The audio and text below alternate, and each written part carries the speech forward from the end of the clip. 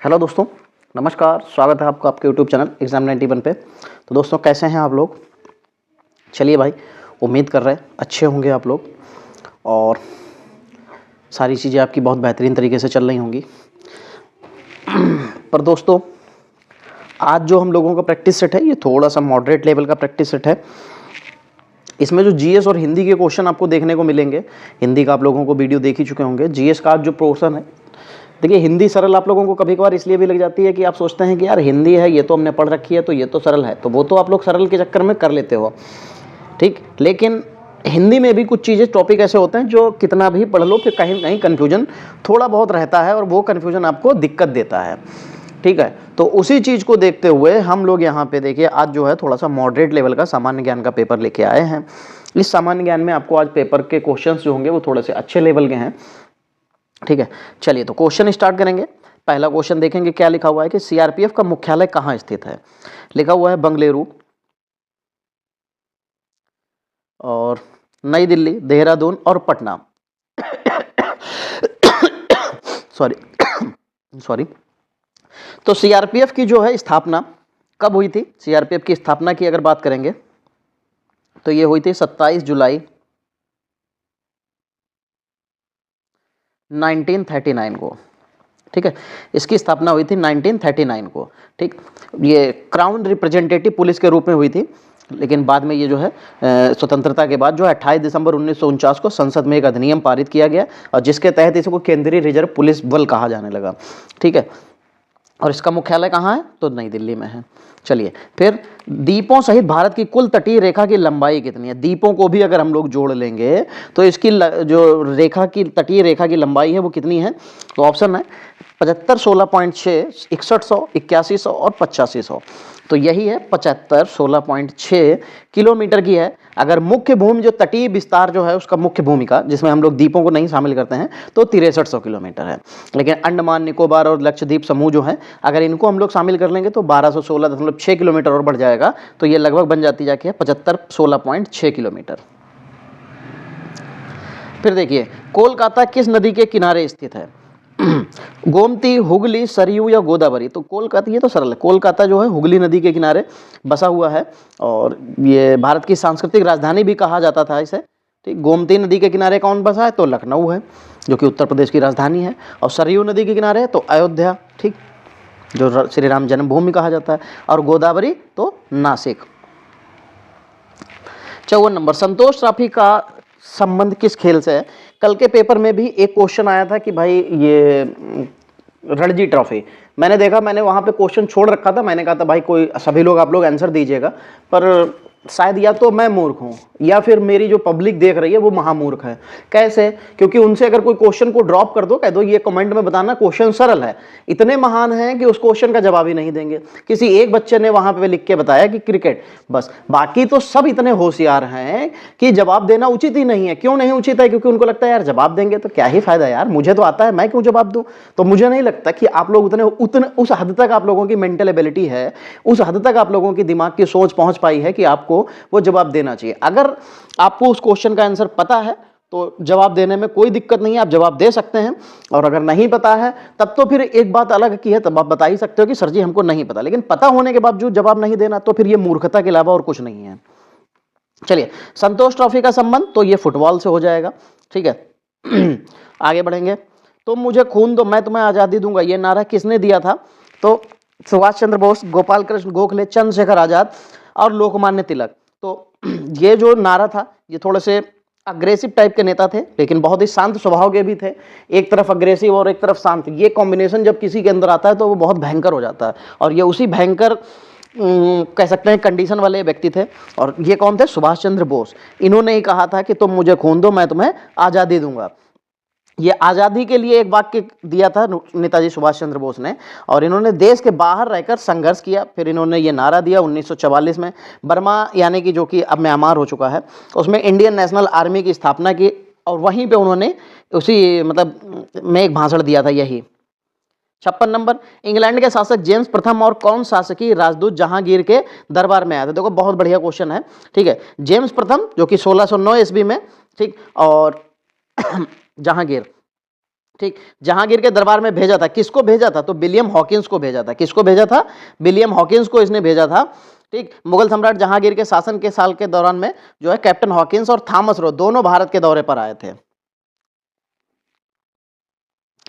भारत के प्रधानमंत्री निम्नलिखित में से किस प्रक्रिया से बनाए जाते हैं? निर्वाचन से, नियुक्त से, मनोनयन से या चयन से? देखो, अगर हम लोग भारतीय संविधान के अनुच्छेद 74(1) को सही से पढ़ें तो उसमें हमने राष्ट्रपति जो मतलब प्रधानमंत्री बनने की जो भी नीतियां या जो भी उसकी नियम है वो सारे दे रखे हैं।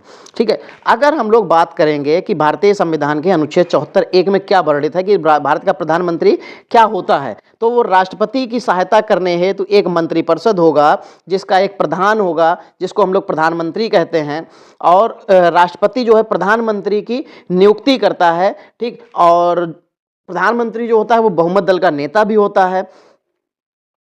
ये पूरा सब कुछ बताया गया है इसके बारे में। तो क्या होगा, राष्ट्रपति जो है मंत्रिपरिषद की सहमति, मतलब कह सकते हैं कि राष्ट्रपति जो है अपनी सहायता के लिए एक प्रधानमंत्री को चुनता है और प्रधानमंत्री की अनुशंसा पर, प्रधानमंत्री के सलाह पर बाकी जो मंत्रिमंडल होता है उनको चुनता है। 58 नंबर, श्री हरिकोटा किस राज्य में स्थित है? तो गुजरात, केरल, तमिलनाडु, ये तो आंध्र प्रदेश में। बहुत सरल क्वेश्चन है फिर तो। ठीक है, चलिए 59 नंबर, वास्को डी गामा कहाँ का निवासी था? पुर्तगाल, इटली, फ्रांस या इंग्लैंड? तो वास्को डी गामा जो था वो पुर्तगाल का निवासी था और जो कि समुद्र के रास्ते होते हुए 1498 में भारत पहुंचने वाला पहला यूरोपीय शासक था। ठीक है, ये कालीकट के तट पर पहुंचा था। कालीकट कहाँ है? केरल में। फिर 60 नंबर, 82.5 डिग्री देशांतर रेखा भारत के कितने राज्यों से होकर गुजरती है? यानी कि 82.5 जो है मानक देशांतर रेखा है। ठीक, ये भारत के 5 राज्यों से होकर गुजरती है। ये तो उस दिन भी बताया था मैंने, आंध्र प्रदेश, उड़ीसा, छत्तीसगढ़, उत्तर प्रदेश और मध्य प्रदेश। ठीक, भारत की जो मानक देशांतर रेखा के, मानक समय रेखा के और जो ग्रीनविच समय रेखा है, इनके बीच में 5.5 घंटे का अंतराल, 5.5 घंटे का शायद अंतर है। और देशांतर रेखा मानक रेखा के रूप में ग्रीनविच मेरिडियन से 82.5 डिग्री पूर्व में स्थित है। ये भारत की प्रथम महिला राष्ट्रपति कौन हैं? प्रतिभा पाटिल, इंदिरा गांधी, किरण बेदी, सरोजिनी नायडू। देखो, ये राज्यपाल थी। ये किरण बेदी क्या नाम, पुलिस में आई थी, मतलब आईपीएस बनी थी। इंदिरा गांधी प्रधानमंत्री थी। फिर आते हैं प्रतिभा पाटिल। तो ये प्रतिभा पाटिल जो है सबसे पहली आपकी राष्ट्रपति बनी थी। फिर 62 नंबर देखेंगे, 2007 से लेकर 12 तक ये बनी थी। 12वें राष्ट्रपति के रूप में इन्होंने शपथ ली थी। म्यांमार को किस रूप में जाना जाता है? सुदूर पूर्व का धान का कटोरा, मत्स्य ग्रहण स्वर्ग, जहाज मरम्मत स्वर्ग और प्रमुख तेल उत्पादक। तो इसको क्या माना जाता है? तो जो म्यांमार है इसको सुदूर पूर्व का जो है धान का कटोरा माना जाता है। ठीक, यहाँ धान जो है वो चावल की फसल सर्वाधिक होती है। म्यांमार की राजधानी क्या है? नायपियाडा है। ठीक, और मुद्रा क्या है? मुद्रा क्यात है।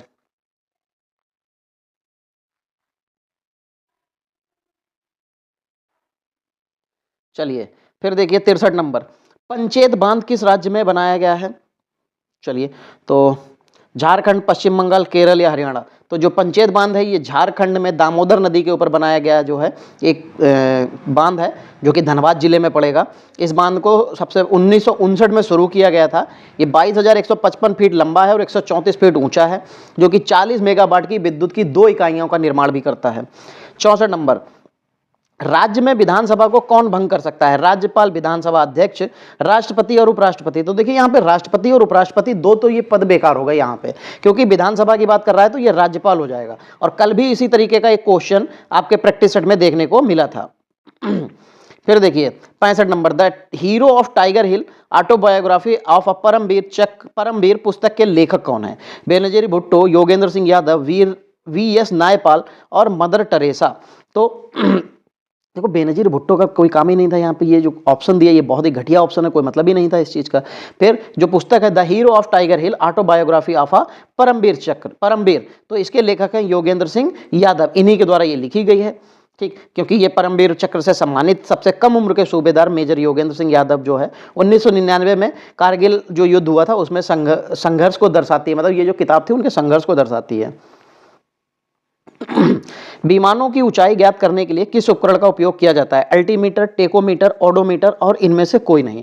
विमानों की ऊंचाई की बात करेंगे तो अल्टीमीटर होता है, इसका जो आविष्कार किया था लुईस पॉल कैलेट ने किया था, तो क्या हो जाएगा?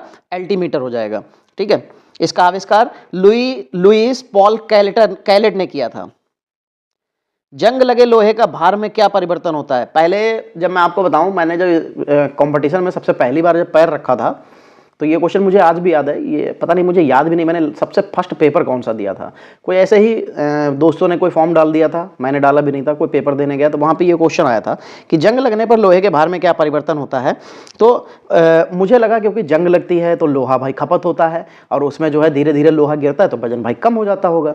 लेकिन नहीं, इसका बिल्कुल विपरीत होता है। लोहे में जब भी जंग लगेगी तो उसका भार क्या होगा? बढ़ जाएगा। ठीक है, जंग लगने के दौरान इसकी सतह जो होती है वो ऑक्सीजन और जल की उपस्थिति में आयरन ऑक्साइड की एक परत बनाती है, और यही जो परत होती है वो जंग कहलाती है। तो इसका वजन जो है बढ़ जाता है। तो आप समझ गए। अब अगर आपके घर में लोहा रखा हो तो नॉर्मल लोहा पहले मत बेचना, पहले उसमें जंग लगा लेना। ठीक है, तो अगर वो 1 किलो का है तो 150 ग्राम तो थोड़ा बहुत तो बढ़ ही जाएगा। ठीक, चलो 68 नंबर। निम्नलिखित में कौन सा एक कार्य मानव गुर्दे का समान कार्य नहीं है? मानव गुर्दे का सामान्य कार्य नहीं है। रक्त के पानी के स्तर पर नियंत्रण, रक्त के शक्कर के स्तर पर नियंत्रण, यूरिया को बाहर छानना, उपयुक्त में से कोई नहीं। तो देखो, यूरिया को छानता है, बहुत बढ़िया, कोई समस्या नहीं। रक्त में पानी की कितनी मात्रा होनी चाहिए वो भी बनाता है, ये तो अभी क्वेश्चन आया था। लेकिन यहाँ पे हम लोगों ने ये कहीं नहीं पढ़ा था कि रक्त में शक्कर के स्तर का नियंत्रण, ये काम उसका होता ही नहीं है।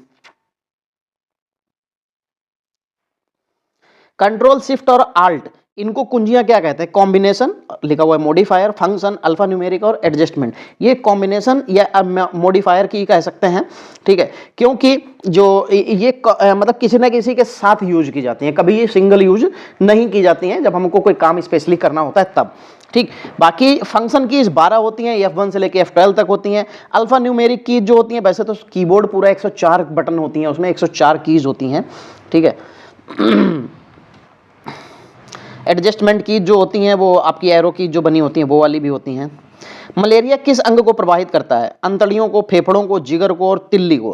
देखो, मलेरिया जो है वो हमारे शरीर में एक तिल्ली होता है, उसको प्रभावित करती है, क्योंकि ये प्लाज्मोडियम नामक जो कोशिका प्रोटोजोआ परजीवी के कारण होता है। और ये मादा एनफिलीज मच्छर जो होता है वो काट लेता है, तब ये आपको आ जाता है और इससे आपको मलेरिया रोग होता है। मलेरिया रोग के परजीवी की खोज जो है किसने की थी? सर रोनाल्ड रॉस थे, उन्होंने इसकी खोज की थी, और इसी के लिए उन्होंने 1902 में नोबेल पुरस्कार भी मिला था। तो किसको? तिल्ली को नुकसान करती है। पारे में मिले धातुओं के मिश्रण को क्या कहते हैं?